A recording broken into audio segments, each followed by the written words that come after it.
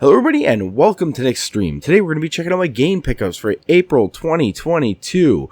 Huge thrift store find in this episode, folks, so make sure you stick around to the end to see that. Let's check it out.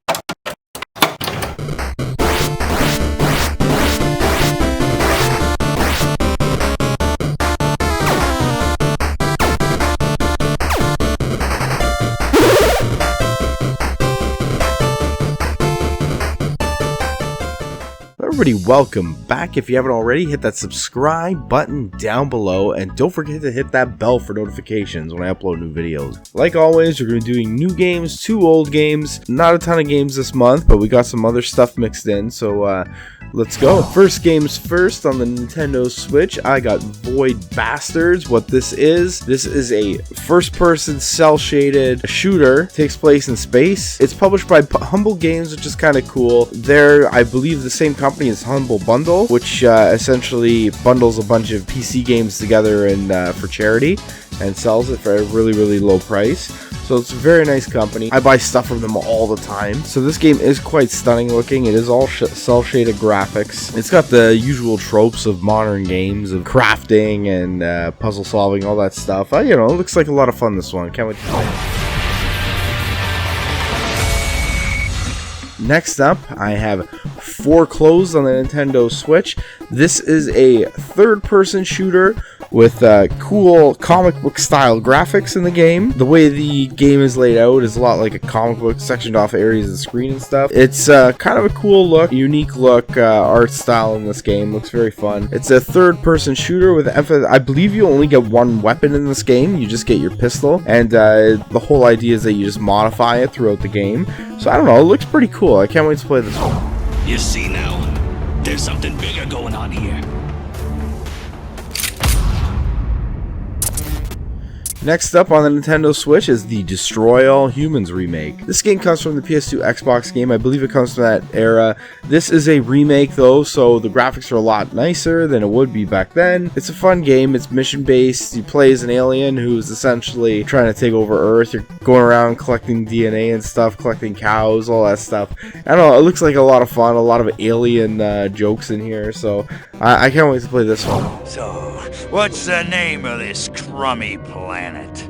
Our destination, the planet Earth. Next up is a game called Blue Fire. What this game is, it is a third-person puzzle platformer Metroidvania. What I find interesting in this game is it's like a lot of it is the platforming is quite extensive. It's like almost like a Super Mario type platforming in this game, but the game is also a Metroidvania, and it's kind of cool in that sense. Now, what's also weird about this game is there's no map system. So it's a Metroidvania with no map system. That being said, from what I understand, it leads you around to where you have to go, so you're never really wondering where you have to go.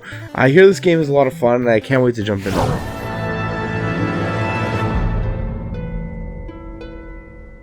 Next up on the PlayStation 4, I got Tearaway Unfolded Crafted Edition.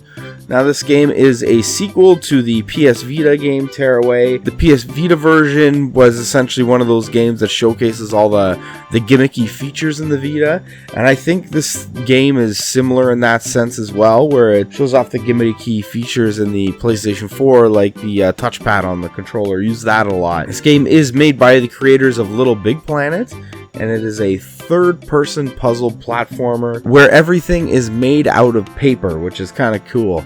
The art style looks great, the game looks great. From what I hear from reviews, the game is awesome, and I'm excited to play this one too.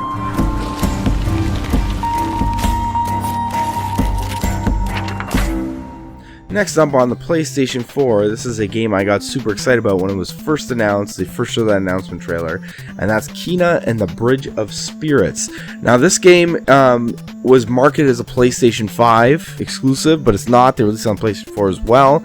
This game looks really nice. It's a third-person action adventure game, medieval style stuff. Your main attacks are all magic attacks, I believe, in this. It's, you know, the typical forest crumbling infrastructure visual look that they want for this, but the game just looks absolutely stunning, and I can't wait to jump into this and play this. This game is probably one of the ones I'm most excited for to play on the PlayStation 4. Something tells me you did not come to our village looking for forest creatures. Hello, Spirit. I seek passage to the Sacred Mountain Shrine. Next up on the Xbox One, I picked this game up at a thrift store for $4, and that is Battlefield 1. Battlefield 1 takes your typical Battlefield gameplay and moves it to World War 1. I don't really have an interest in this game. I kind of lost interest in these games after Battlefield 4. I enjoyed that, playing that online a lot, but the single player, not that great. I don't pay for Xbox Live anymore, so I don't really play anything online anymore. So really with these games, if the single player's got to be good for me to enjoy them. And I don't know how good this one is supposed to be. I guess I'll play it one day when I get a chance and check it out myself. Next up, I want to mix something in here. And that is, I got the Kirby Amiibo. So now with the new Kirby game coming out, they reissued some of the Amiibo. So I picked up the Kirby one. I would also like to pick up the King DDD, but I haven't stumbled upon that one yet. But yeah, I was really happy to get this one. Kirby was an Amiibo that was missing from my collection, so it was really nice to get it in.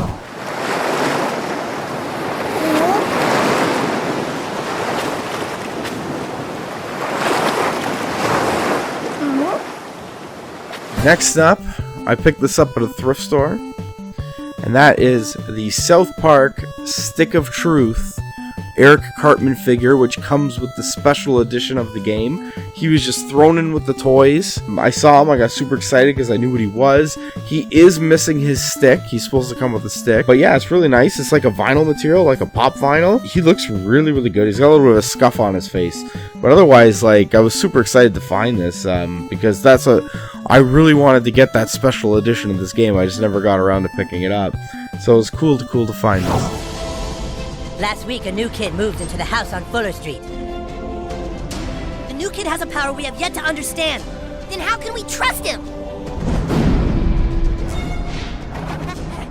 Come on, new kid!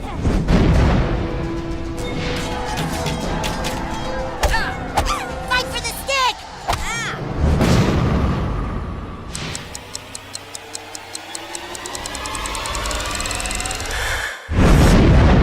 Next up, I picked this up at my local dollar store for $3, so I was super excited to see it. What that is a Gears of War poster book. Now this poster book, it's huge. It's 2 feet by 1 feet. When you open it up, you have these beautiful full color prints, all posters, art, concept art for the games. It goes through all the games, I think up to Judgment. The art in this game is just beautiful, beautiful stuff. All the pages are cardboard, which is kind of cool, nice and thick. And you can tear them out and use them as posters. I'm not going to do that. I'm just going to leave them in the book because it's nice to have them in the book. But yeah, I was super excited to see this for $3 at the dollar store. Next up, back into games, I got The Hobbit on the original Xbox. I actually have this game already on the PC. That's where I played through it. I played through it on the PC. It's one of those small box PC games that came out in like the early 2000s. Now, this game is pretty neat because this game came out before the Lord of the Rings movies. So essentially after those movies, every single property that came out from Lord of the Rings of the Hobbit used that art style or the characters from those movies and the games. So this predates that, and that's why Bilbo Baggins looks so different and the game looks different than the Peter Jackson world created. This is a third-person puzzle platforming game, and I remember having a lot of fun when I played this on the computer. So I wouldn't mind jumping back in to check it out again.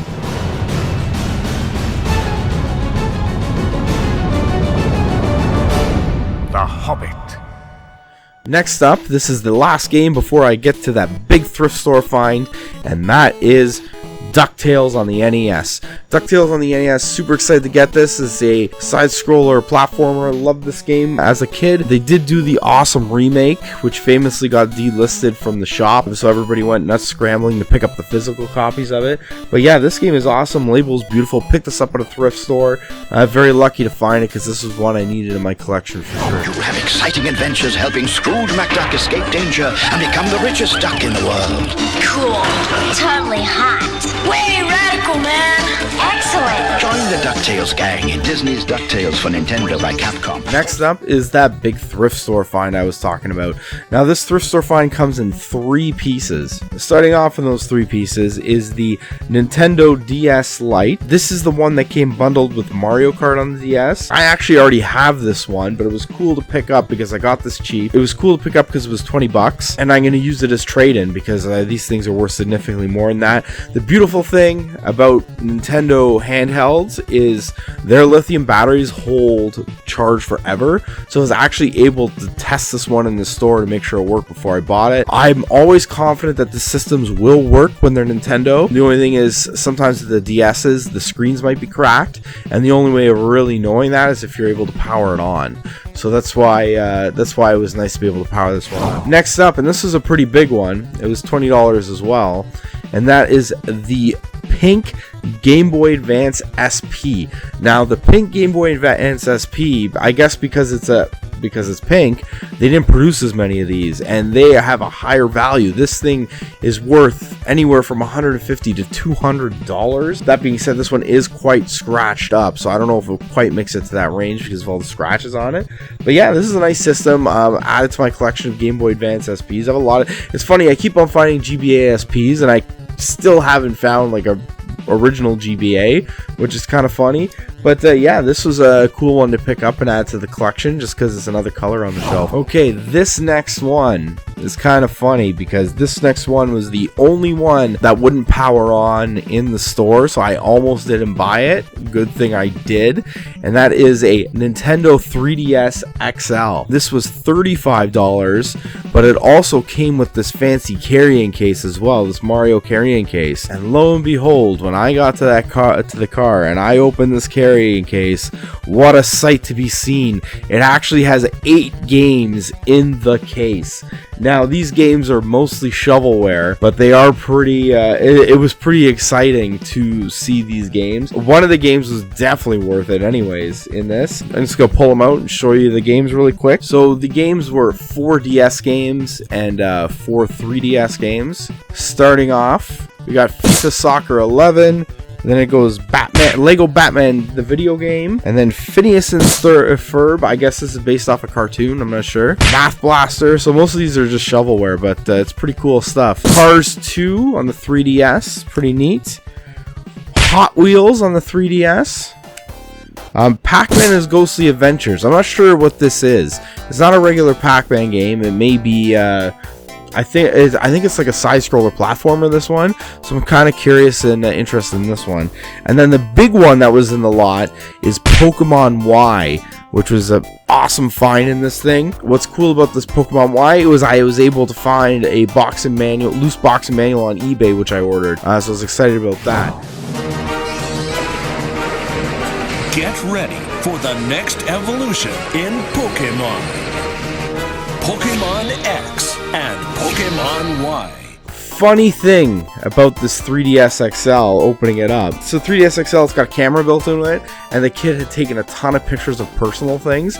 So he took pictures of his house, he took pictures of his parents' license plates on their cars for some reason. He's got lots of pictures of himself, lots of pictures of his family on here. My warning is, if you're gonna trade give something to this to Value Village or to Thrift Store, make sure you delete all your personal stuff on here because it's, you know, it's kind of like a safety issue, right? Well, everybody, these are my pickups for April 2022. If you like what you saw, hit like. If you dislike what you saw, hit dislike. Don't forget to subscribe and leave a comment down below. If there's any of these games you would like me to do a Let's Play of, leave a comment of that down below, and we'll see you later.